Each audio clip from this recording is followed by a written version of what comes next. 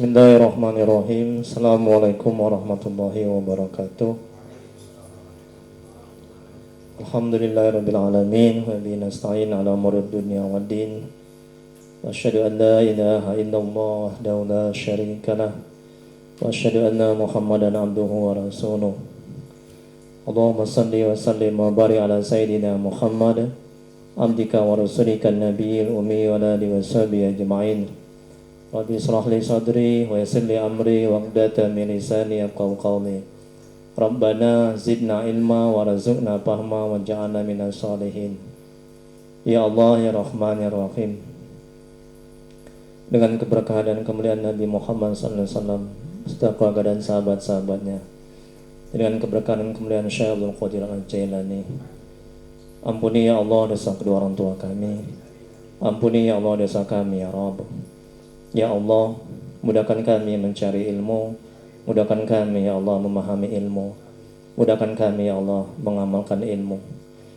Ya Allah, berkahi majelis ini, berkahi rumah kami ya Rabb. Amin ya Rabbal Alamin. Mari kita mulai kajian tasawuf manajemen hati, kitab Al-Hikam dengan bacakan umul kitab. Adapun pahalanya kita hadiahkan untuk Nabi Muhammad sallallahu alaihi wasallam serta keluarga dan sahabat-sahabatnya, kemudian untuk para tabi'in, tabi'ut tabi'in, untuk Syekh Abdul Qadir Al-Jailani, untuk Syekh Imam Ibnu Athaillah Sakandari, untuk para guru-guru kita, kedua orang tua kita, serta untuk kaum muslimin dan muslimat pada umumnya, dan untuk Imam Syafi'i. Al-Fatihah. Bismillahirrahmanirrahim. Alhamdulillahi Rabbil Alamin. Ar-Rahmanirrahim. مالك يوم الدين إياك نعبد وإياك نستعين اهدنا الصراط المستقيم صراط الذين أنعمت عليهم غير المغضوب عليهم ولا الضالين آمين. Minumnya diambil satu-satu. Habib Alwi, minum kasih. Dibuka minum. Oke, ini jemaah saya juga yang ngasih ini. Berkotak-kotak dikasih, alhamdulillah. Semoga Allah membalas kebaikannya. Amin. Oke, kita masuki hikmah yang keempat ya. Al-Hikam.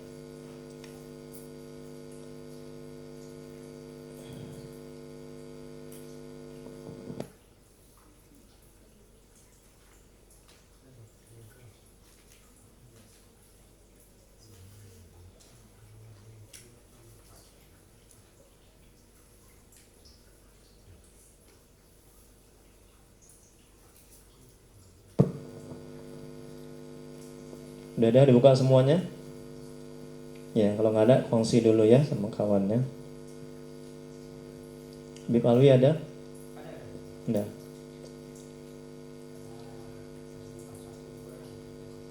Ya, alhamdulillah. Oke, saya Al-Imam Ibnu Athaillah Sakandari, semoga Allah merahmati dan meridhoinya. Amin. Beliau mengatakan, tenangkanlah jiwamu dari tadbir. Tadbir itu mengatur dan mengurus perkara duniawi. Jadi Al-Imam suruh kita untuk menenangkan hati kita, jiwa kita, ya, dalam mengatur perkara duniawi. Karena apa yang telah diatur dan diurus oleh Allah, janganlah kamu turut mengatur dan mengurusnya. Ini dia kalam hikmahnya. Kita lihat penjelasannya. Kita sebagai manusia, untuk kelangsungan hidup serta memenuhi kebutuhan kita, haruslah kita berusaha dengan bekerja. Ketika berusaha diiringi dengan bertawakal, menyerahkan segalanya kepada Allah, dan pasrah kepada qada dan qadar Allah. Ya. Jadi, untuk kelangsungan hidup kita, itu kita disuruh bekerja, itu perintah Allah. Ya, itu perintah Allah. Ingat, bekerja ini bukan untuk menghasilkan apa yang kita inginkan. Ya. Karena hasil itu urusan Allah. Ya kan? Nah, bukan urusan kita. Ada orang bekerja tapi nggak dapat hasil, ada kan? itu menandakan hasil ini adalah Allah yang menciptakan, Allah yang memberi. Kita disuruh bekerja ini agar menjadi nilai ibadah. Tolong dipahami. Jadi ketika kita bekerja belum menghasilkan, kita nggak akan stres. Ini manajemen hatinya. Masya Allah, enak kan? Kita jualan durian. Itu kita.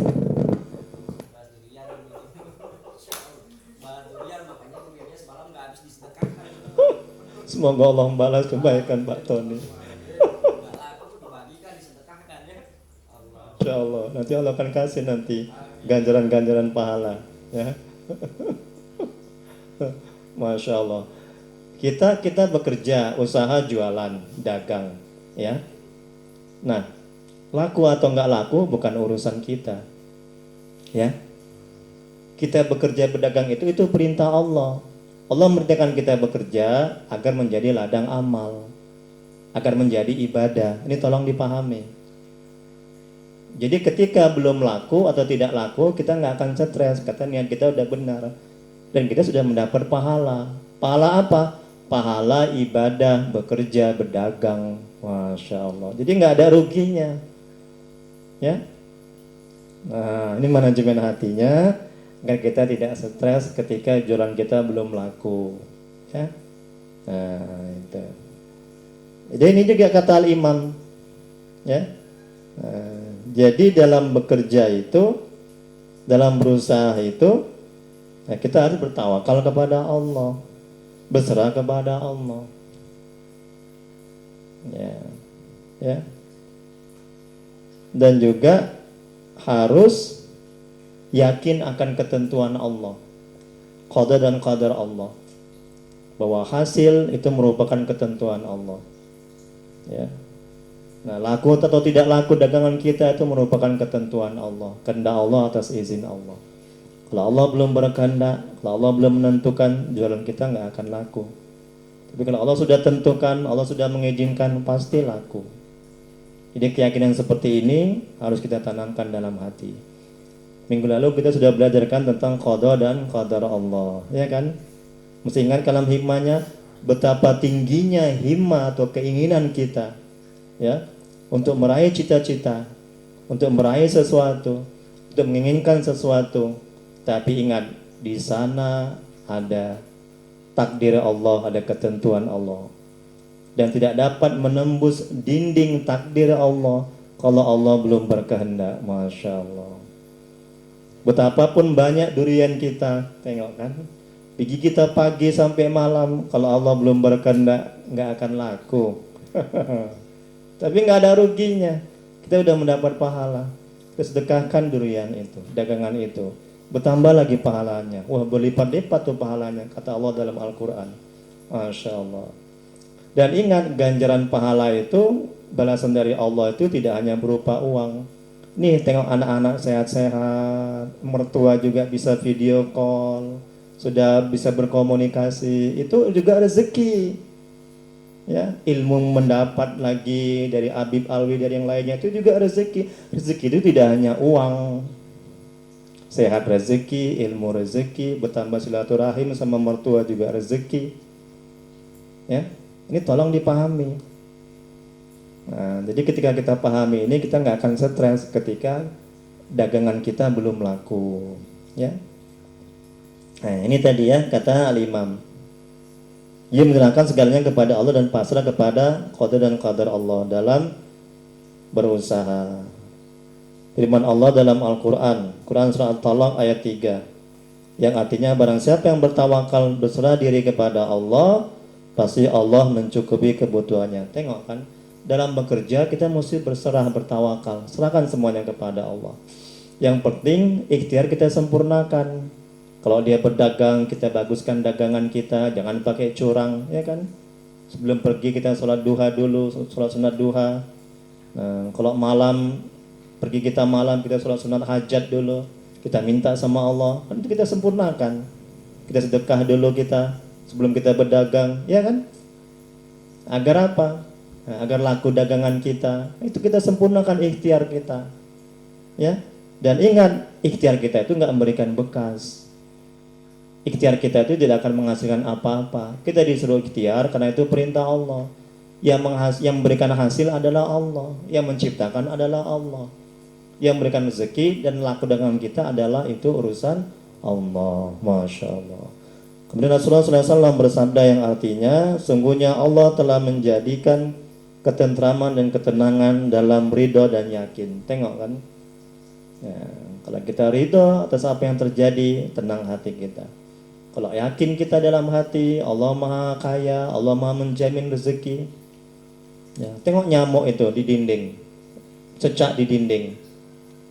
Nah, ini membuktikan Allah Maha Kaya. Cecak itu makanan apa, kakak? Nyamuk. Nyamuk bisa terbang, cecak nggak bisa terbang. Tapi kenapa cecak itu bisa makan? Ini menandakan Allah ini Maha Kaya. Betul? Allah Maha melihat, Allah Maha mengurus hambanya. Cecak aja yang makanannya itu bisa terbang, dia nggak bisa terbang, dia bisa makan. Ya? Jadi cecak ini, jadi nyamuk ini diarahkan ke mulut cecak sehingga cecak itu bisa menangkap makanan itu. Ini artinya kita jangan takut miskin, jangan takut kelaparan. Allah Maha Kaya. Ini kan janji Allah ini. Rezeki tidak akan ketukar. Ya. Tengok orang gila itu kan, makanannya sampah yang berkuman, tapi dia sehat.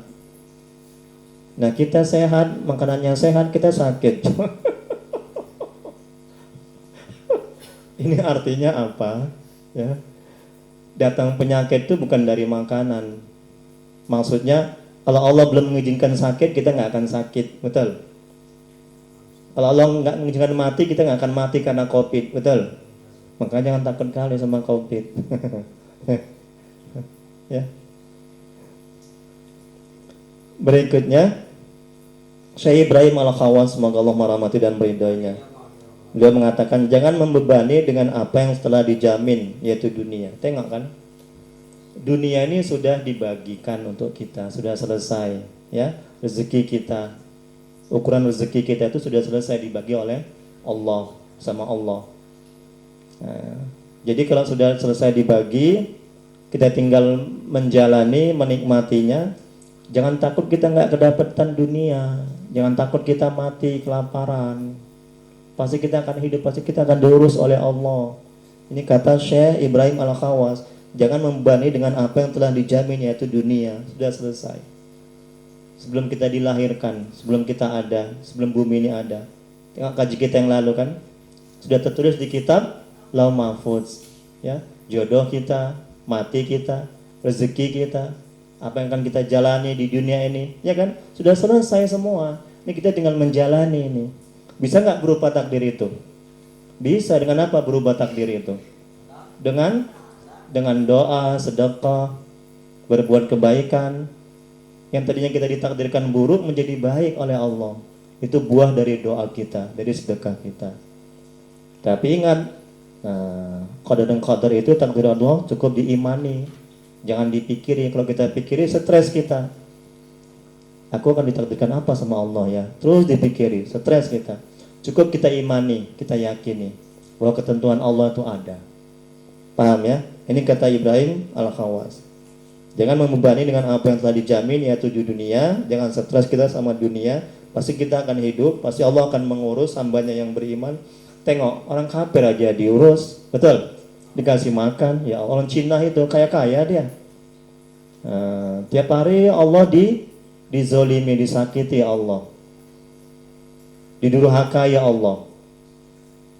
Itu orang kafir itu. Apalagi kita yang sholat, yang beriman, masa Allah nggak ngurus? Mustahil, ya kan? Ya nggak mungkin. Nah, kesana kajinya supaya hati kita tenang. Kemudian kata Ibrahim Al-Khawas, dan jangan menyia-nyiakan apa yang diminta, yaitu akhirat. Tengok, akhirat belum dijamin, betul? Mesti kita cari, ya kan? Kalau kita nggak ibadah, kita nggak dapat akhirat surga. Dunia sudah ada, sudah dijamin. Yang penting kita mau berusaha, betul? Orang nggak berusaha aja makan. Itulah wali-wali Allah, orang-orang soleh.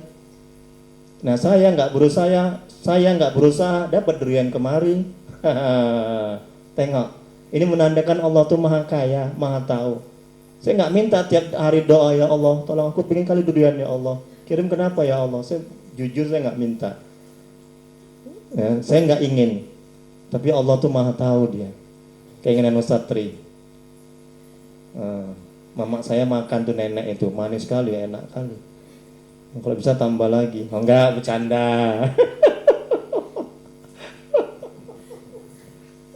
Bercanda ya, bercanda ya. Jangan bercanda, jangan. Jangan. Jangan. Bercanda. Kemudian ini tadi ya, jangan menyanyiakan apa yang diminta, yaitu akhirat. Artinya akhirat harus dicari dengan apa? Dengan beramal ibadah. Nah, itu. Kebanyakan orang melupakan dunia, melupakan akhirat, mencari dunia. Ya. Kemudian berikutnya Syekh Jarub, semoga Allah merahmati dan meridhoinya, mengatakan bahwa jika Allah ingin menghinakan seorang hamba, maka dia akan menyibukkannya dalam urusan lahir dengan melayani makhluk, dan dalam urusan batin dengan mencintainya. Ini kalau Allah ingin menghinakan seorang hamba, dia sibuk dengan makhluk sampai lupa kepada Allah yang Maha Pencipta. Nah, kemudian hatinya Allah buat mencintai makhluk sehingga lupa mencintai Allah. Ini kalau Allah ingin menghinakan seorang hamba. Suka-suka Allah kan? Betul kan? Kita ini kan ciptaan Allah. Allah yang buat, Allah yang menciptakan. Ya suka-suka Allah mau buat hambanya seperti apa, membuat dia masuk surga, masuk neraka, mau dihinakan, mau dimuliakan, suka dia. Ya, kemudian berikutnya dan dalam urusan batin dengan mencintainya, dia akan senantiasa seperti itu, terus begitu. Ya, mencintai hamba, mencintai makhluk, ya sibuk dengan makhluk sehingga lupa dengan Allah. Hingga cahaya mata hatinya terhapus, tengok, terhijab mata hatinya. Ya. Kalau sudah terhijab, ini hati ini punya mata. Namanya mata batin. Mata batin ini lebih tajam dari mata panca indera. Makanya Rasulullah SAW bersabda, yang artinya hati-hati dengan cahaya, hati-hati dengan apa katanya? Dengan orang yang beriman.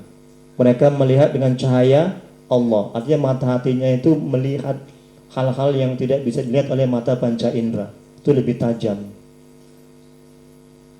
Jadi kalau mata hati sudah bercahaya, wah, segala hal-hal yang gaib bisa nampak.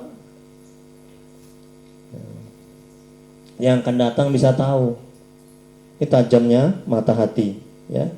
Hingga cahaya mata hatinya terhapus.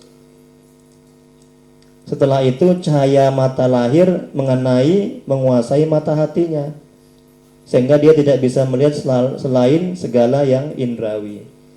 Jadi ketika mata hatinya sudah terhijab, tidak keluar cahaya mata batinnya, yang ada cahaya mata johir, itu meliputi badannya, tubuhnya. Nah, sehingga dia tidak bisa melihat mana yang baik dan mana yang buruk, mana yang bagus dan mana yang tidak, ya, mana yang boleh dan mana yang dilarang. Mata hatinya nggak bisa lagi melihat, terhijab oleh maksiat dan dosa. Ya. Kemudian dia bersungguh-sungguh mencari rezeki yang telah dibagikan dan telah dijaminkan untuknya. Ini ciri-ciri orang yang buta mata hatinya.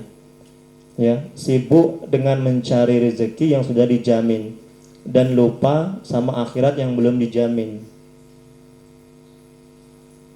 Ini akibat apa? Akibat dia sibuk melayani makhluk, hatinya sibuk mencintai makhluk,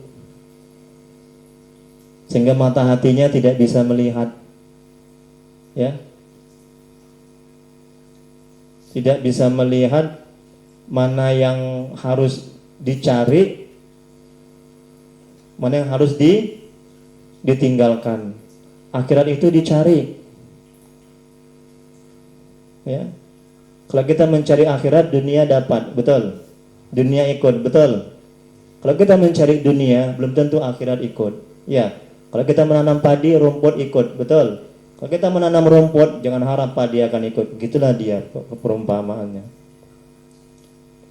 Akhirat belum dijamin, dunia sudah dijamin, sudah selesai dibagikan kita ini. Gak mungkin rezeki saya ketukar sama rezeki Pak Tony, ya. Dan Allah terus memberikan rezeki sampai nanti waktu akhir ajal kita, betul kan? Kalau sudah kita mati, meninggal dunia, terputuslah sampai disitulah rezeki kita. Ya, jangan takut kelaparan, jangan takut miskin, ya. Jangan takut nggak dapat pekerjaan, ya. Jangan takut Allah menelantarkan. Sepanjang kita masih beribadah kepada Allah, taat kepada Allah, kepada Nabi, kepada Rasulnya, ya kan? Kemudian berbuat banyak kebaikan, menebar kebaikan, insya Allah hidup kita akan tenang, tentram, bahagia, diurus oleh Allah. Kan janji Allah dalam Al-Quran, barang siapa yang beriman, ya kan? Yang bertakwa, ya kan? Kata Allah, akan aku cukupkan keperluannya, rezekinya. Akan aku berikan dari yang tidak disangka-sangka. Kata Allah kan? Itu sudah jaminan Allah. Ya. Nah, itu. Kemudian berikutnya, kemudian dia bersungguh-sungguh mencari rezeki yang telah dibagikan dan telah dijamin untuknya. Dia lengah dari kewajiban yang dituntut darinya. Apa kewajiban yang dituntutnya? Yaitu akhirat, yaitu ibadah. Dan bila mata hati telah terhapus, maka kekufuran yang akan terjadi. Sungguh dunia itu seperti sungai, tidak ada yang selamat darinya selain orang yang tidak meminumnya airnya atau yang mengambil hanya segenggaman tangannya. Tengok kan, dunia ini seperti sungai, ya, yang jarang orang selamat.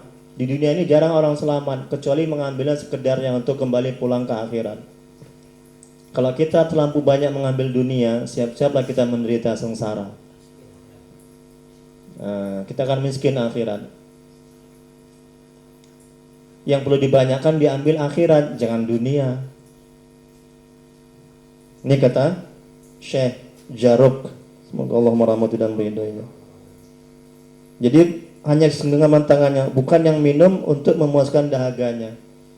Kalau kita minum air laut itu, semakin diminum semakin haus, betul. Ya. Semakin begitu juga dunia ini, semakin banyak diambil, semakin banyak dicari, semakin kurang, rakus, tamak. Kapan berhentinya kalau kita mati? Manusia ini pada dasarnya nggak pernah puas, itulah jahatnya hawa nafsu. Nafsu itu tabiatnya buruk, kita udah belajar kan? Dia nggak pernah puas nafsu ini, kecuali nafsu mutmainnah, nafsu yang diridhoi oleh Allah Subhanahu Wa Taala. Dia yang puas.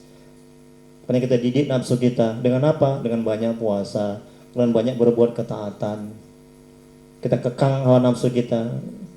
Kita kendalikan hawa nafsu kita, jangan kita yang mengendalikan hawa nafsu, ya. Kalau kita dikendalikan hawa nafsu, menderita kita. Tapi kalau kita yang mengendalikan hawa nafsu, selamat kita. Setan musuh kita. Setan musuh kita, dua musuh kita, setan dan hawa nafsu. Ingat itu ya, kita harus buruk sangka sama keduanya ini. Kita harus hati-hati dan kita harus waspada. Karena setiap detik dia, ingat, setiap detik, bukan lagi menit, detik, dia berusaha untuk menjerumuskan kita. Paham ini? Kalau kita nggak zikir, nggak ingat kepada Allah, nggak selawat, nggak banyak selawat kepada Nabi, siap-siap kita digodanya. Pasien Ustadz itu, jemaah Ustadz yang Ustadz Ruqyah, kenapa? Karena mereka jarang zikir, jarang selawat. Makanya bentengnya itu lemah, makanya gampang disantet, gampang dimasuki setan jin. Kemudian berikutnya, Syekh Zaruk semoga Allah merahmati dan meridhoinya berkata, tadbir adalah mengatur dengan menetapkan dan dengan memastikan segala urusan masa datang, dengan memastikan ikhwal sesuatu yang dicemaskan atau diharapkan, dan tidak menyerahkan urusannya kepada Allah. Nah, dia menetapkan suatu urusan dengan tidak menyerahkan semuanya kepada Allah. Misalnya dia menetapkan suatu urusan pekerjaan, ya. Nah, kemudian dia tidak serahkan kepada Allah, dia tidak pasrah kepada Allah, ya. Nah, Kemudian berikutnya Syekh Ahmad Ibnu Mazruk, semoga Allah merahmati dan meridhoinya, berkata, barang siapa yang tidak punya perencanaan berarti ia berada dalam ketenangan. Inilah wali-wali Allah, orang-orang soleh, para sufi, ya. Dia nggak punya perencanaan. Dia semuanya serahkan kepada Allah, pasrah kepada Allah, bulat. Allah mau buat dia ke sini, ke sana, membuat begini, begitu, dia pasrah semuanya kepada Allah. Sama seperti kayak mayit di tangan Bilal, ya kan? Kan pasrah dia kan, mau dijempalkan, mau ditunggingkan, betul. Nah, orang-orang sufi begitu, wali-wali Allah begitu. Jadi bulat pasrah hidupnya semuanya kepada Allah. Hidupku, matiku, kan gitu kan. Inna salati wa nusuki wa mahyaya wa mamati lillahi rabbil alamin. Semuanya semuanya kepada Allah. Dia nggak mikirin lagi rezekinya, ya, segala macam apa pekerjaannya, semuanya bulat. Nah, itu belum makom kita, belum kedudukan kita, ya. Kita nggak bisa begitu. Belum sampai kita ke situ. Itu wali-wali Allah. Itu orang sufi. Ya. Nah, kalau kita mesti mengatur urusan kita. Tapi ingat, kita mengatur ini mengatur untuk yang baik-baik. Misalnya mengatur apa? Mengatur bagaimana cara bertobat yang baik, mengurus bagaimana cara untuk mendekatkan diri kita kepada Allah, mengurus bagaimana supaya kita bisa mengenal Allah. Nah, itu kita. Nah, ya. Jadi beda kedudukan dengan wali-wali Allah, orang-orang soleh. Ini seperti kata Syekh Ahmad Ibnu Mazruk, pada saat tidak punya perencanaan berarti ia berada dalam ketenangan. Jadi orang sufi nggak ada perencanaan, makanya hatinya tenang. Mereka udah dekat kepada Allah, hidupnya sudah diatur, diurus oleh Allah, bulat. Hati mereka itu sudah bulat, percaya dan yakin kepada Allah. Ya. Kemudian berikutnya Syekhul Hasan As-Sazili, semoga Allah merahmati dan meridhoinya. Ini gurunya Imam Ibnu Athaillah, ya. Mengatakan, jangan engkau memilih sesuatu pun urusanmu, pilihlah untuk tidak memilih. Menjauhilah dari pilihan, dari pelarianmu, dan dari segala sesuatu selain menuju kepada Allah. Nah, ini juga untuk para wali-wali Allah, orang-orang soleh, ya, yang sudah dekat kepada Allah. Jangan engkau memilih suatu pun urusanmu, pilihlah untuk tidak memilih. Artinya sudah bulat urusan dia, diserahkannya semuanya kepada Allah. Nah, kalau kita, makom kita, nggak apa-apa kita memilih. Misalnya ada pekerjaan, mana yang baik dan mana yang buruk. Nah, kita memilih yang baik. Nah, kemudian kita memilih untuk apa? Untuk misalnya menikah, untuk memilih apa? Untuk mendekatkan diri kita kepada Allah. Memilih misalnya tahun depan kita mau ini, mau itu, nggak apa-apa memilih. Nah, ini karena makom kita. Nah, tapi ini yang Imam Hasan Al-Sazili ini maksudnya ini makom yang sudah tinggi, ya. Nah, kedudukan yang sudah baik, yang sudah bagus, yang sudah dekat kepada Allah. Nah, mudah-mudahan kita bisa sampai ke sini nanti, ya. Amin ya rabbal alamin. Kemudian Sayyidina Ali, semoga Allah merahmati dan meridhoinya, berkata, dari sekian karakter seorang wali yang paripurna adalah tidak membutuhkan selain ahwal atau keadaan yang telah ditetapkan oleh Allah, oleh Tuhan. Artinya dia tidak punya keinginan kecuali apa yang ditampak dari kudrah Allah, kuasa menciptakan alam semesta dan mengatur. Tengok nih kan wali-wali Allah kan, mereka sudah tidak lagi punya keinginan, ya. Keinginan dunia sudah nggak ada lagi. Mereka hanya menginginkan apa yang diinginkan Allah. Itulah dia. Masya Allah. Tinggi nih kan. Nah, kita belum sampai ke sini. Iya. Kudrah iroda. Nah, jadi wali-wali Allah ini, orang-orang soleh ini, para sufi-sufi ini menginginkan apa yang diinginkan oleh Allah. Apa yang diinginkan oleh Allah itu yang mereka inginkan. Masya Allah. Nah, jadi ini suatu gambaran sama kita, ya.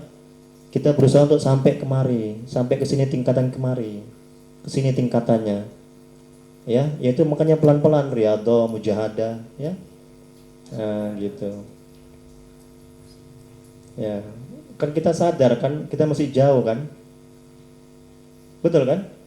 Sadar kita kan, kita masih jauh dari apa yang diharapkan Allah, betul kan? Untuk itu kita termotivasi untuk memperbaiki amal ibadah, meningkatkan amal ibadah. Dengan kita mengaji ini kita sadar kita masih jauh sekali, ya kan? Agama kita, iman kita, ilmu kita, ya Allah. Kayak gitu kita mau sombong, kayak gitu kita mau angkuh, mau ujub, mau merasa hebat, mau merasa mulia, mau merasa pantas masuk surga. Ya, masih jauh kita ini. Nah, untuk itu kita sadar, ya, kita termotivasi untuk perbaiki amal ibadah, perbanyak mengaji, perbanyak tobat, perbanyak sholawat, ya, perbanyak datangi majelis taklim, kunjungi para ulama, habaib, para asatiz, ya. Kita masih jauh ini, masih jauh, ya. Ngeri kalau kita nanti dihadapkan oleh Allah di akhirat nanti, kita masuk neraka atau surga nih, ya, dengan amal yang segini-gininya ini, nggak kuat saya ngebayanginya, betul kan? Untuk itu jangan main-main dari mulai sekarang, ya. Jangan banyak main-main, jangan banyak bercanda, jangan banyak buat maksiat dan dosa. Ya kita nggak tahu ini. Tengok wali-wali Allah ini ibadahnya, ulama-ulama ini ibadahnya macam mana, ya kan? Masya Allah, ya. Tahunya kita banyak menuntut, betul kan? Hak Allah coba. Hak Allah kita banyak menuntut, tapi hak Allah sedikit yang kita jalankan. Untuk kita nggak dimatikan oleh Allah, Masya Allah, betul kan? Kau nuntut aja kau, tapi kewajibanmu kan gitu kan? Itu ya. Makanya jangan kita sakit hati, jangan kita stres ketika doa kita belum terkabul, ya. Nah, ingat hak kita, kewajiban kita itu banyak belum kita jalankan. Kemudian berikutnya,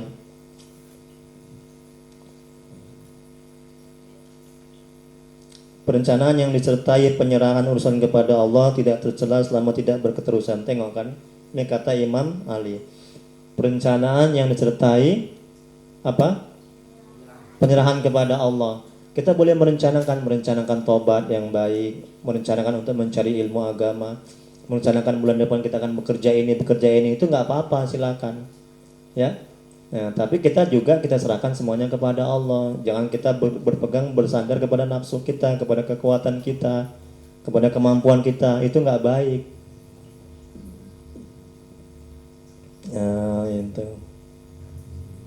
Kemudian ini selama tidak berketerusan. Nah, ini untuk wali-wali Allah, orang-orang soleh. Kalau orang-orang soleh itu sudah nggak ada lagi perencanaan. Mereka sudah bulat, mereka semua pasrahkan semuanya kepada Allah, serahkan semuanya kepada Allah. Ya, ketika bangun tidur, mereka nggak akan mengatakan apa yang akan aku lakukan, tidak begitu. Tapi hati, akal pikiran mereka bulat, mereka serahkan semuanya kepada Allah. Apa takdir Allah yang Allah tentukan kepada mereka. Sudah pasrah bulat. Nah, ini wali-wali Allah, orang-orang sufi. Mereka sudah nggak lagi punya perencanaan. Mereka sudah tidak lagi mempunyai keinginan mereka apa yang diinginkan Allah, Masya Allah, tinggi itu kan, keinginan mereka apa yang diinginkan Allah, ya. Nah, ini tingkatannya sudah beda, ya. Nah, makomnya sudah tinggi. Nah, kalau kita nggak apa-apa punya perencanaan, punya keinginan, tidak apa-apa, ya, karena makom kita masih rendah. Nah, tinggal lagi mesti kita pasrahkan kepada Allah. Kita nggak boleh bergantung bersandar kepada kekuatan kita, kepada kemampuan kita, kepada akal pikiran kita, kepada kepintaran kita, nggak boleh. Ketika kita merencanakan, ketika kita mengusahakan atau menginginkan sesuatu, ya, kita mesti bergantung kepada Allah, kepada rahmat Allah, kepada karunia Allah, ya. Jangan kepada perencanaan apa yang kita rencanakan, dan kita pasrahkan semuanya kepada Allah yang terjadi, ya. Itu. Kemudian berikutnya, tadbir yang diperintahkan adalah merencanakan kewajiban-kewajiban yang dibebankan. Apa tuh kewajiban yang dibebankan? Yaitu ibadah, ya kan? Nah, yaitu kewajiban yang dibebankan. Dan ketaatan yang dianjurkan disertai penyerahan kehendak dan melihat ketentuan kudrah, itulah niat yang bagus. Jadi perencanaan yang baik itu menurut Al-Imam, perencanaan yang dipasrahkan kepada Allah, berserah kepada Allah, tidak bergantung bersandar kepada perencanaan kita. Nah, misalnya kita merencanakan untuk bertobat, merencanakan untuk mencari ilmu agama, ya, kita tidak bergantung bersandar kepada perencanaan kita, tapi kita bergantung bersandar kepada Allah. Kita serahkan semuanya kepada Allah, yang terbaik menurut Allah, bukan terbaik menurut kita. Kadang apa yang terbaik menurut kita belum tentu baik menurut Allah, betul kan? Dan apa yang baik menurut Allah sudah baik tentu untuk kita. Makanya kita jangan sok tahu, ya kan? Karena kita kan sok tahu, kita rencanakan, kita jualan, laku lah ini, pasti harus laku. Tapi Allah belum tentu baik untuk Allah. Kadang kalau kita dibikin laku jualan kita, nanti kita sombong, lupa diri. Tapi Allah buat jualan kita tidak laku. Ya kan, supaya apa? Supaya dia bisa sedekah, supaya dia terus berusaha, supaya dia dekat kepada Allah, mengenal Allah. Maka Allah buat jualan kita tidak laku. Nih, kita jangan buruk sangka. Aku udah sedekah, aku udah ibadah, kok jualanku nggak laku juga ya? Allah ini nggak kaya nih, Allah ini pelit ini. Nauzubillah, buruk sangka kepada Allah, ya kan? Nggak boleh seperti itu. Semua ada hikmahnya apa yang Allah tentukan. Nggak ada yang buruk, betul? Nggak ada yang buruk ketentuan Allah, betul? Jualan kita nggak laku itu baik, ya. Dagangan kita nggak laku itu baik, itu ketentuan Allah semuanya. Nggak ada yang buruk. Yang buruk kalau kita menyikapi dengan sikap terburuk kita. Yang buruk kalau kita buruk sangka kepada Allah. Yang buruk kalau kita nggak bisa melihat hikmah, mengambil hikmah dari setiap kejadian yang kita alami. Itu yang buruk, betul? Masya Allah. Baik buruk itu semua ketentuan Allah dan dari Allah semuanya. Ya, nggak ada dari yang lainnya. Dari Allah semuanya itu, semuanya baik. Ya, kita harus baik sangka. Kemudian berikutnya, perencanaan yang dibolehkan adalah perencana itu hanya lewat dalam hati, tidak menetap seperti layaknya hembusan angin. Nah, ini perencanaan yang baik. Hati ingin apa? Ingin ke majelis taklim minggu depan, kan perencanaan. Udah lewat gitu aja. Jangan sampai menetap, sampai berlama-lama. Enggak boleh. Di hati hanya ada Allah, terus hati ingat kepada Allah. Ya. Jangan didominasi hati ini oleh dunia beserta isinya. Didominasi dengan istri, anak, pangkat, jabatan, dengan perencanaan. Nanti hati ini kotor, bahkan hati ini akan mati. Nah, itu dia, coba pahami. Ini kata Al-Imam, cukup melintas saja. Oh iya, aku minggu depan mau ngaji. Udah, seret, melintas di hati. Perencanaan. Udah azan. Ini berapa saya kasih itu? 4. Berarti minggu depan kita lanjuti halaman 3. Nanti habis sisa kita masuk fikih. Doa azan, iya, awal. Itu yang saya kasih. Ya. Itu kitabnya Fikih Islam karangan Haji Muhammad. Apa itu ya? Lupa. Nanti saya ambil kitabnya nanti. Harganya 31.000, segini kitabnya. Itu dipakai juga para ustadz, dan juga Ustadz Abdul Somad juga pakai itu. Tahu kan? Oh ya. Oh, terus saya ambil bentar kitabnya.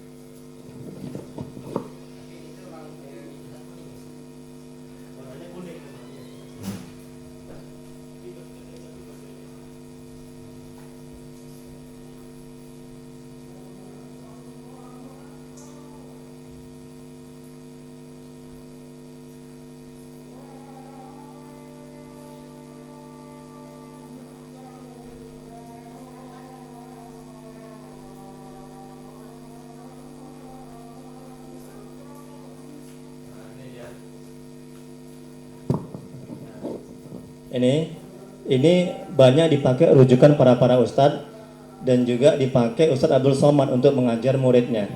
Ada di YouTube dia tunjukkan kitab itu. Dan ini juga saya pakai di pengajian-pengajian. Ini mudah dipahami. Nanti cukup saya ketik aja, saya bagikan seperti ini, 2 lembar.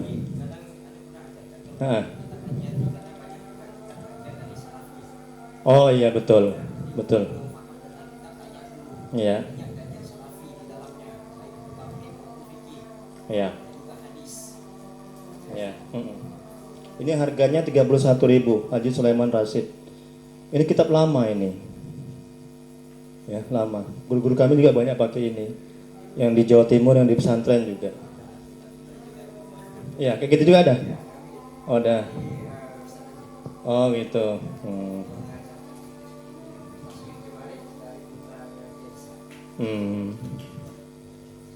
Ya, tolong tandai ya. Nah, ini tadi sampai halaman 2.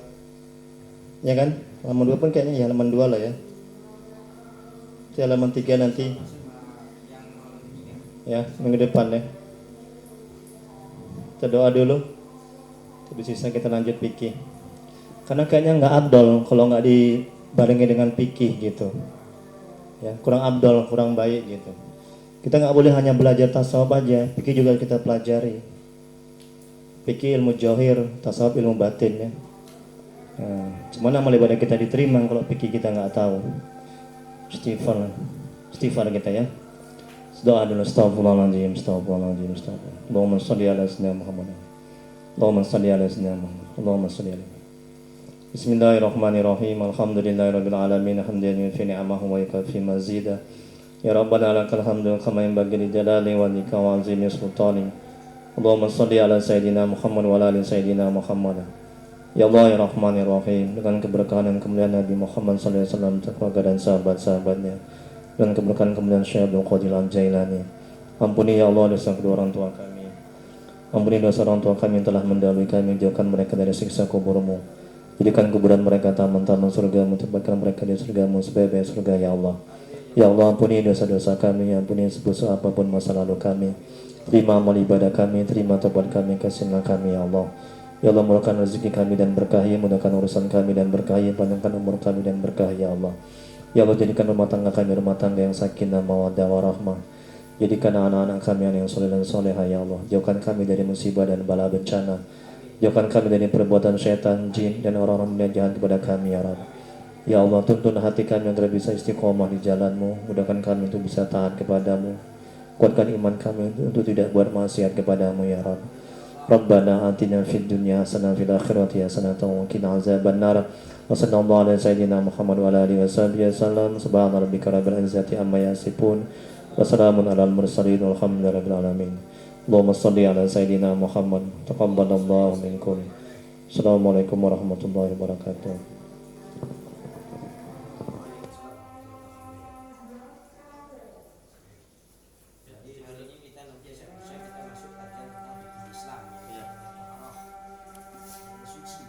Yeah.